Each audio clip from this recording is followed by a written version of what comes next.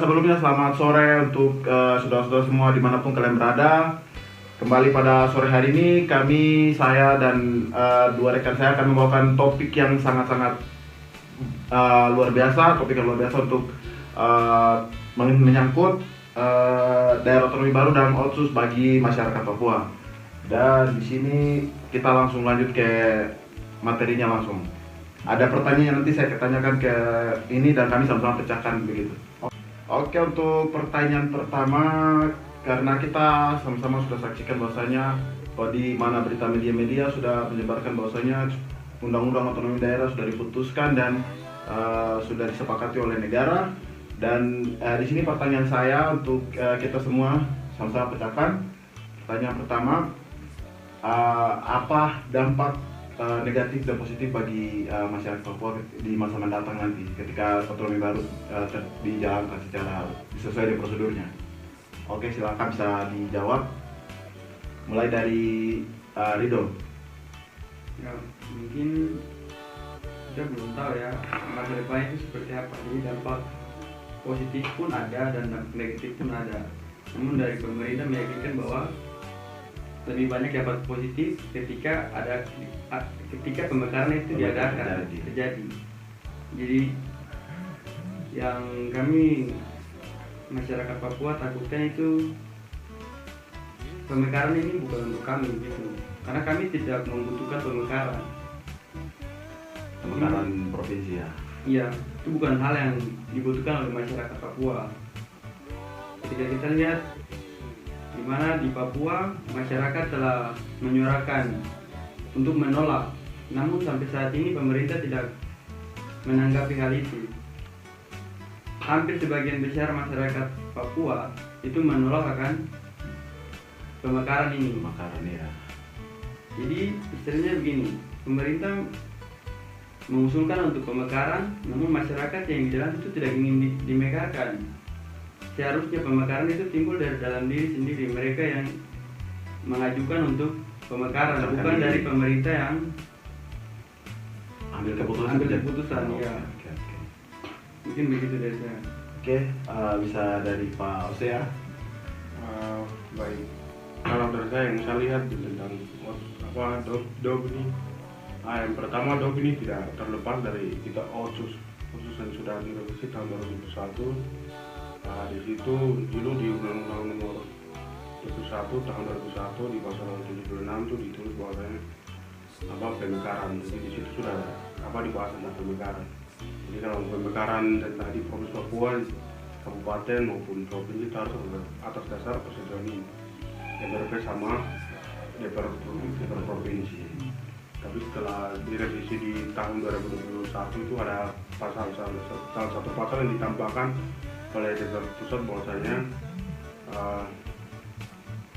pemekaran tuh bisa dilakukan tanpa persetujuan ini DPR MRP sama ini, tapi harus atas dasar persetujuan pemerintah pusat.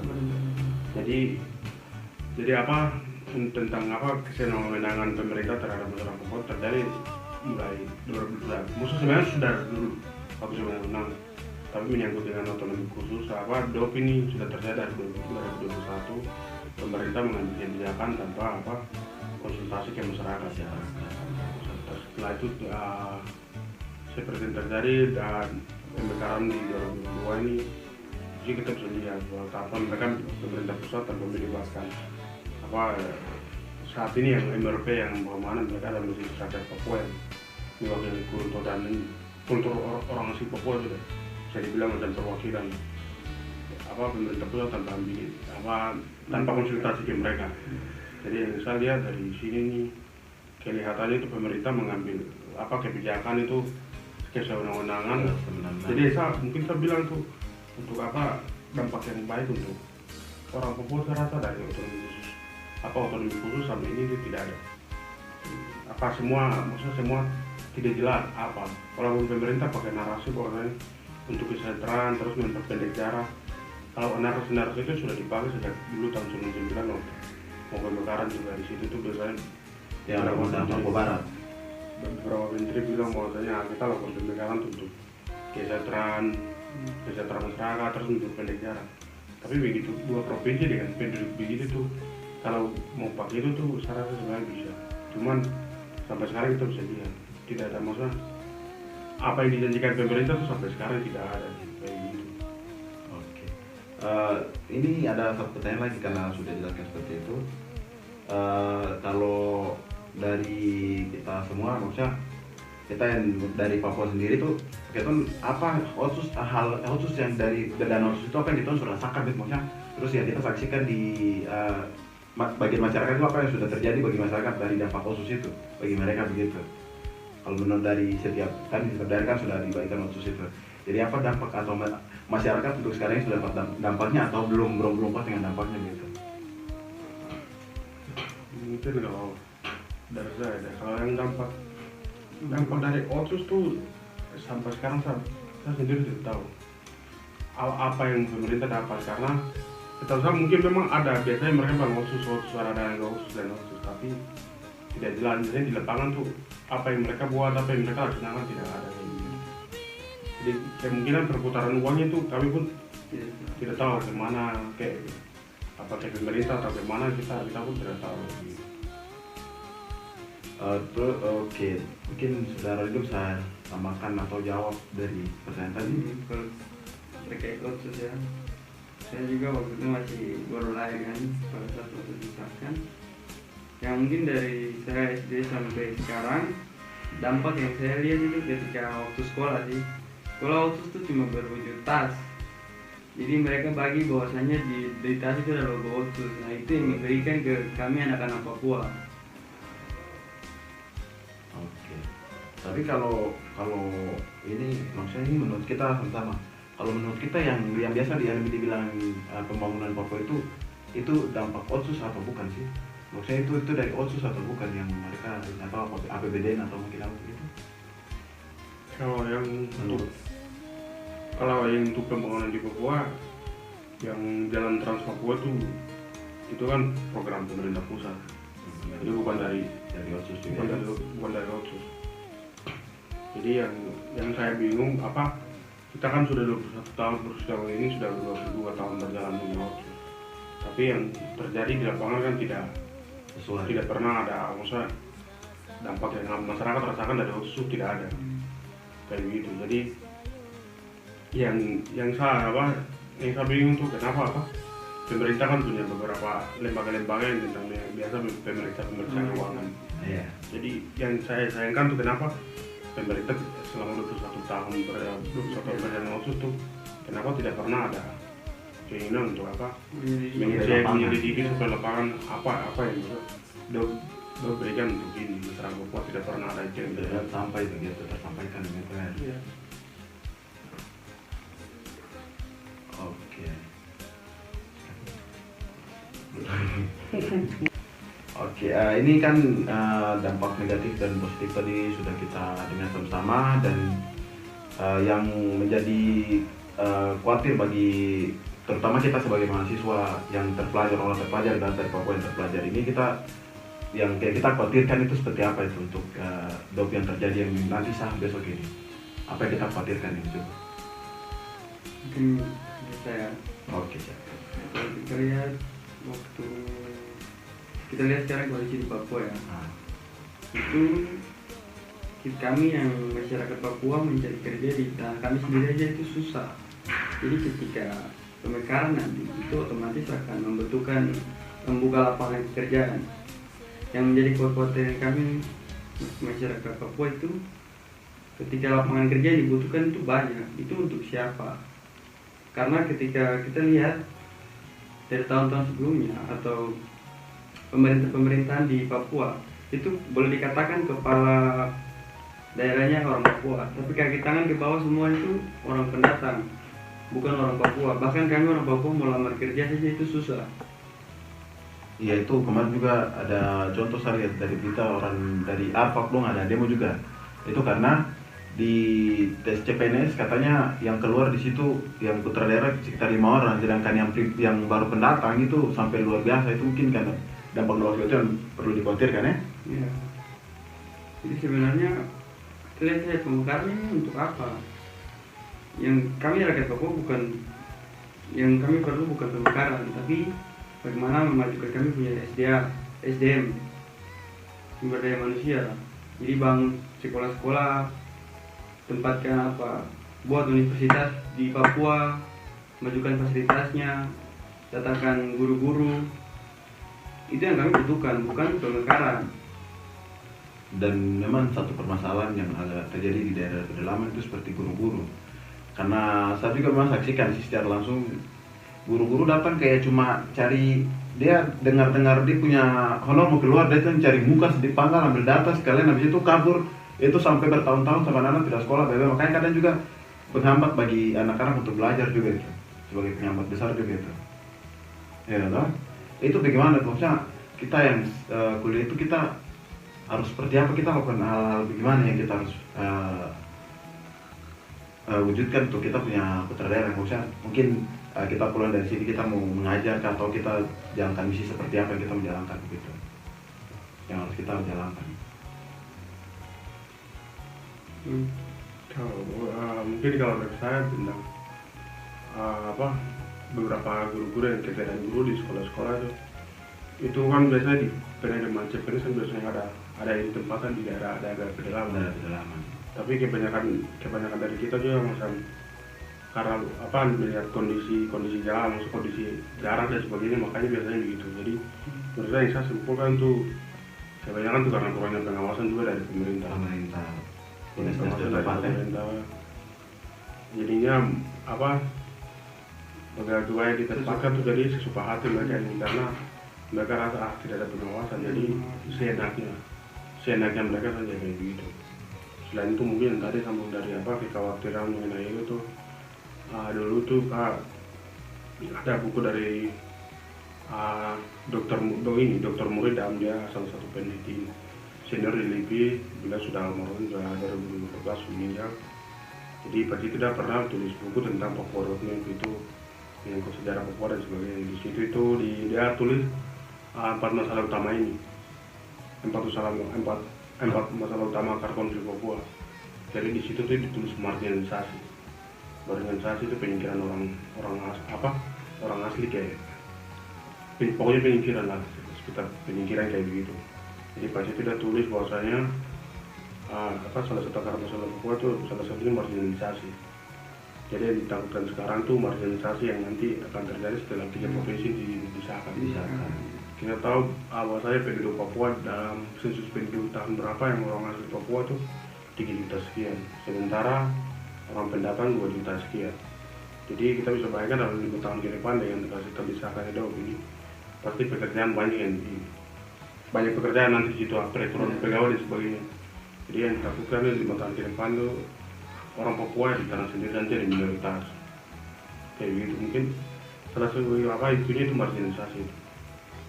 Apalagi dengan 3 provinsi besar nanti ini, kita tahu nanti sudah 2 provinsi yang kedatangan orang-orang luar yang datang ke Papua tidak terkontrol. Apalagi dengan 3 provinsi yang terlalu banyak ini, begitu. Seharusnya kita ini sebagai pengemis, kita yang justru dulu minta-minta untuk orang yang datang gitu. Kita yang pribumi dulu minta-minta lagi. Seakan jangan sampai hal itu terjadi untuk orang. Atau yang pelajar-pelajarnya harus bersikap keras juga loh, membangun tanah. Walaupun kita punya bapak, mama, om, tante, orang yang mungkin pendidikan standar-standar itu mungkin tidak paham, orang bisa tipu orang. Kita ini yang berdiri depan labrak orang-orang yang mau datang masuk tipu, ya toh? Kita sebagai orang pelajar.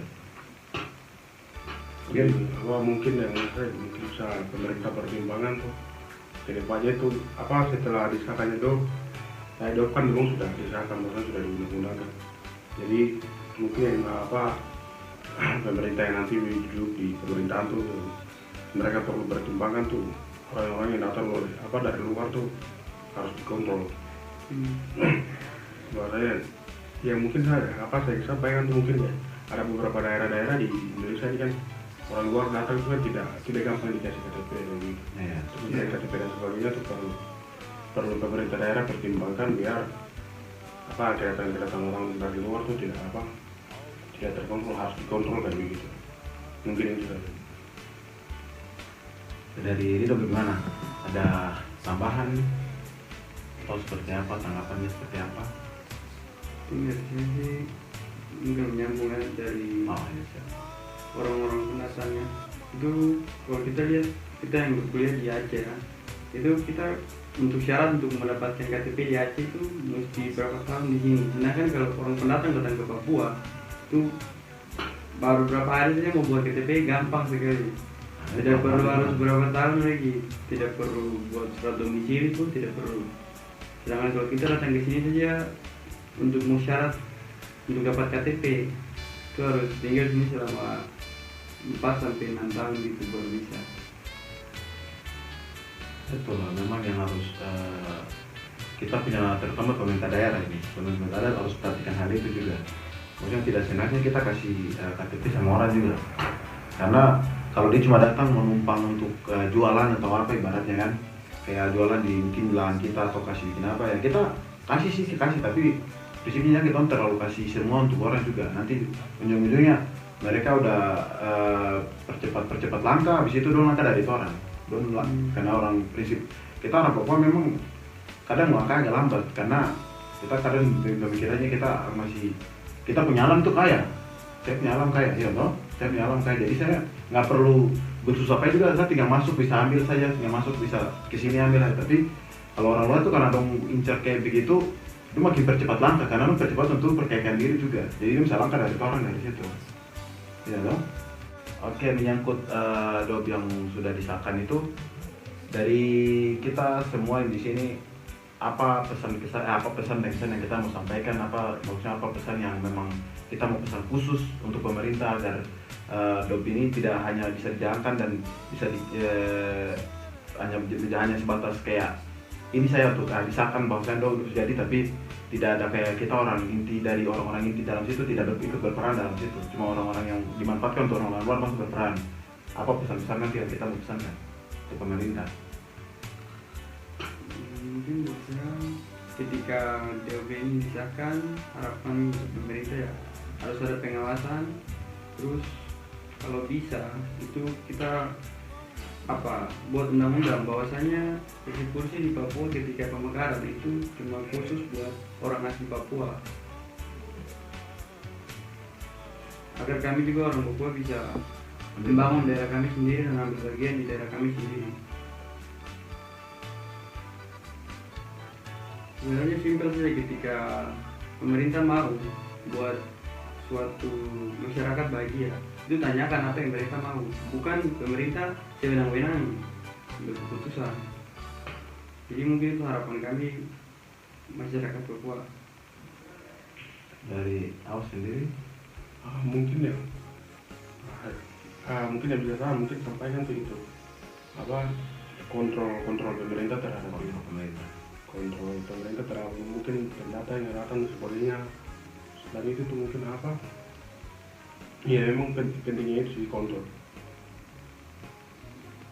Oke, jadi dari sini bisa diambil kesimpulan bahwasanya ketika DOB disahkan, pemerintah jangan hanya asal-asal nonton terima enaknya di kursi masing-masing atau ibarat dimanapun berada, dimanapun tugasnya, tapi ibaratkan turun lapangan dan survei dan awasi apa yang akan terjadi dan kawal semua program apapun yang diprogramkan, kawal dan jalankan sesuai dengan visi dan misi dan janji yang pernah dijanjikan untuk masyarakat Papua. Karena yang terjadi saat ini yang kita sudah sama-sama lihat di provinsi yang sudah mekar lama ini, ya itulah yang terjadi.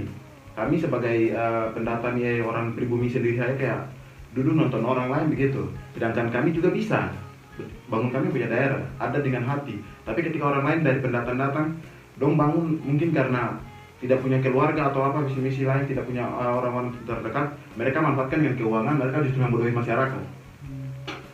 Itulah yang terjadi. Sedangkan kami sebagai pribumi, kami juga memang ingin dengan hati kami, tapi karena pendatang ini datang karena tidak punya orang di situ, jadi dia harus tentunya dengan cara mendekatkan masyarakat dengan keuangan. Dia tipu masyarakat pola pikirnya udah mulai berbeda, nah diambil lah. Sekarang mulai itu yang kenyataan yang memang sudah agak terjadi di Papua. Sedangkan mereka sudah mulai pilih-pilih lah, kalau misalnya ketika mau ini anak muda yang mungkin ada ingin bicara untuk dia punya daerah, dia mau ini bersuara, tidak bisa karena dia tidak punya uang untuk dia mau bangun ini, jadi tidak punya bukti. Sedangkan orang lain yang datang ini dia punya bukti karena dia punya uang banyak, dia bisa bangun ini untuk tipu masyarakat, ibaratkan tarik perhatian masyarakat, yang ambil simpati masyarakat. Itu yang terjadi memang. Jadi pesan saya memang pemerintah wajib harus kontrol dan bila perlu turunkan KPK setiap tahunnya, dan KPK juga harus tegas, jangan hanya asal-asalan kayak turun terus disobok langsung pulang kampung sana. Tidak usah, harus tegas. Karena ini untuk keadilan. Negara ini bukan hanya butuh asal-asalan ngomong, tapi butuh keadilan juga. Itu mungkin pesan dari saya juga. Tentang otonomi khusus itu. Otonomi khusus ini kan kewenangan penuh diberikan kepada pemerintah daerah. Kecuali urusan luar negeri. Jadi otonomi khusus kan otomatis Papua kan sudah dapat.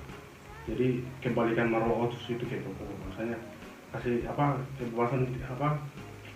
kebebasan seluas-luasnya kepada pemerintah daerah untuk membangun daerah lebih. Selain itu yang seperti yang kita lihat di sini bahwa di Aceh ini sama di Aceh sama Papua beda. Iya, Papua kan sama-sama namanya Otsus, tapi beda pengaturannya karena di Papua masih diawasi pemerintah. Mau bijak sedikit, mau melangkah sedikit, pemerintah awasi. Sedangkan Aceh bodo amat. Dia tegas karena ini daerah otonomi khusus, sudah dispesialkan. Kenapa harus pemerintah pusat ikut campur juga? Ya toh? Memang itu harus dipertegas. Kalau pemerintah suka kasih ibaratnya hal istimewa untuk kami, biarlah kami kelolanya. Mungkin Anda kawal saja, kawal seperti apa? Kawal kalau ketika ada salah mungkin sudah salah jalan di mana, baru kawal dengan mungkin pengawasan seperti pengawasan mungkin dari pemerintah daerah ada korup sedikit. Nah disitulah kawat awasi terus cegah segera orang-orang seperti itu yang menghancurkan hak masyarakat itu yang harus penting memang sih. Kalau dari untuk pemerintah pusat itu harus jangan kawal untuk bikin aturan. Ini kok aturan khusus tapi kok harus ikut aturan juga. Memang sih kita harus ikut karena satu naungan besar ada di Pancasila, Undang-Undang Dasar itu, tapi tidak seharusnya kayak begitu juga karena memang dispesialkan. Aceh beda, Aceh punya peraturan sendiri, keputusan sendiri tanpa ini juga, iya toh? Loh kenapa Papua seperti itu? Apakah memang otomatisnya beda? Menurut kalian bagaimana? Undang-undangnya bagaimana coba? Yang saya lihat ini sebenarnya untuk otonomi khusus dan kewenangan diberikan sebenarnya sama. Tapi yang saya lihat nih pemerintah kenapa tidak memberikan kebebasan untuk mengatur daerah seluas-luasnya ini karena yang saya lihat nih kecurigaan pemerintah terhadap pemerintah yang saya bayangkan, maksudnya saya pikirkan begitu. Jadi kemungkinan pemerintah pusat ini kecurigaan mereka terhadap pemerintah Papua mungkin itu Ada banyak hal apa ini kan kayak gitu.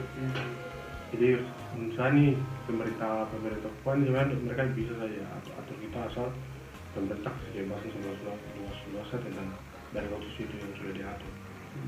Jadi yang kelihatan yang dari Otsus Papua ini kelihatan tuh namanya hanya Otsus tapi kebijakan yang berjalan tuh macam sentralisasi kan. Iya, kenyataan sih. Jadi bagaimana dari Ridho, mungkin ada tambahan masukan seperti apa?